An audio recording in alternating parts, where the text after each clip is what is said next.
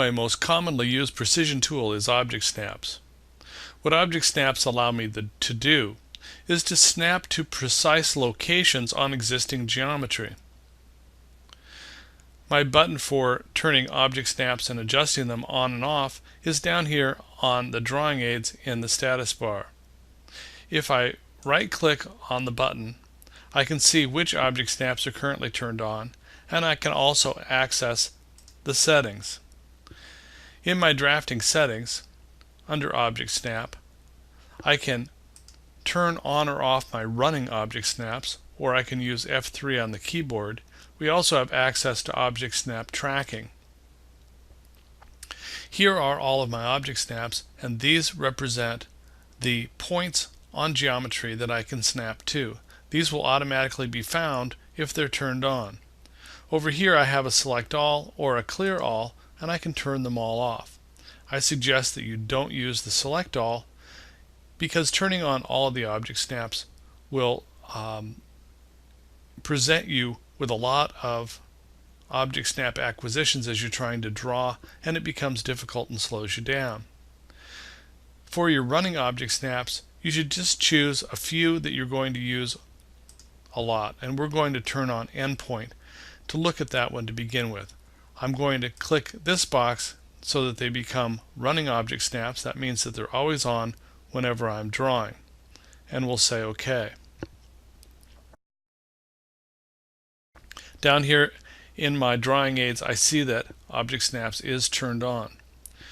Now I don't see any Object Snaps acquiring any endpoints until I start a command for drawing geometry. Now you'll notice when I approach a line, I'm acquiring an endpoint. Because endpoint's the only Object Snap I have turned on, that's the only one that I'll see. When that box lights up, if I click the mouse now, I know that I have precisely snapped to the endpoint of that line.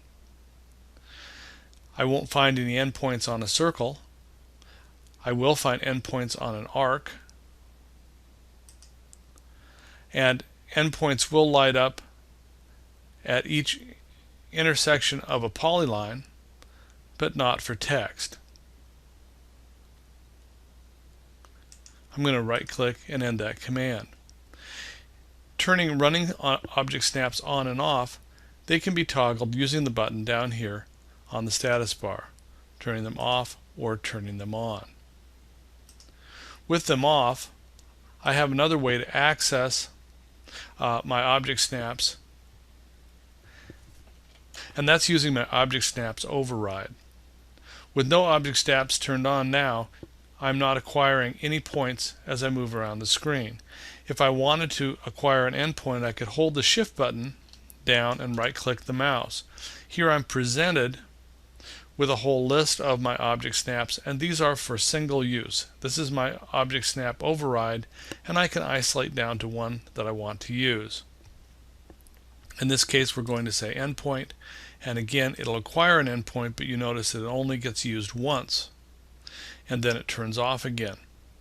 So my right-click override will allow me to choose a specific Object Snap for single use.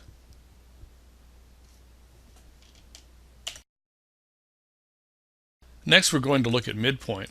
So I'll activate midpoint. Notice that midpoint is a triangle as a symbol. We'll say OK and start a line.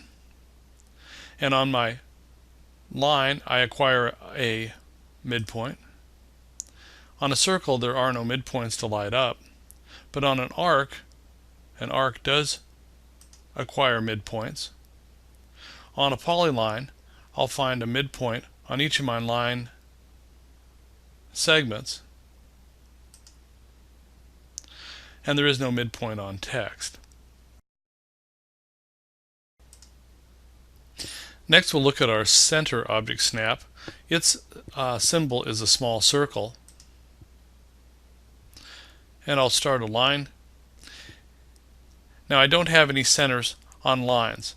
Center only refers to circular objects and to arcs. But when I approach the edge of a circle, notice that the center will light up. If I click my mouse right now, it will snap to that center snap. On an arc segment, as I approach the arc segment, you can see its center point light up. If I click the mouse now, it will acquire that center point.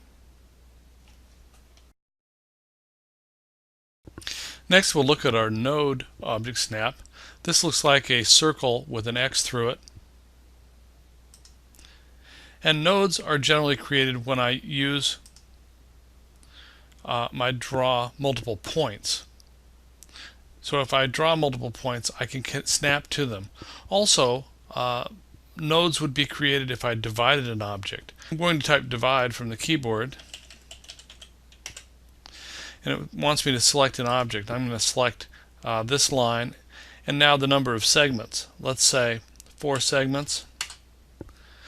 So now, with my node object snap turned on, it acquires each of those points that were used to divide this line. Also, here's some points down here, and it acquires and finds those.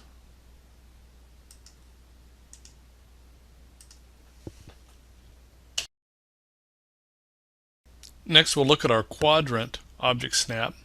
This has a symbol of a small diamond, and this is going to show up on arcs or circles. My quadrant will light up on each of the major quadrant points of a circle. This would be at 0, 90, 180, and at 270. On an arc segment, my quadrant is going to light up also on any quadrant that's available for that particular arc segment.